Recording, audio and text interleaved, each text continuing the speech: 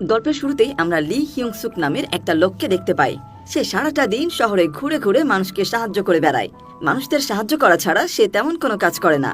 প্রতিদিন সকালবেলা ঘুম থেকে উঠে সে মানুষদের সাহায্য করতে বের হয়ে যায়। এই মেয়েটার নাম সুজান।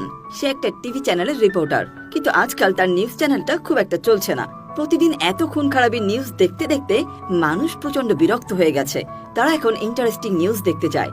চ্যানেলের দুর্দশার কারণে সুজানের পকেটের অবস্থাও খুবই খারাপ। সে তার বাড়ির ভাড়া পর্যন্ত দিতে পারছে না। সবকিছু মিলিয়ে সে খুবই হতাশ। তখন তার এক কলিগ এসে তাকে লি হিউংসুকের ব্যাপারে বলে, এই লোকটা রাস্তায় অসহায় মানুষদের কোনো স্বার্থ ছাড়াই সাহায্য করে, আর সে নিজেকে সুপারম্যান দাবি করে। এই লোকটাকে নিয়ে নিউজ করলে হয়তো তাদের চ্যানেল আবারও ফেমাস হতে পারে। কিন্তু সুজান এই খবরের প্রতি তেমন কোনো ইন্টারেস্টই পায় না।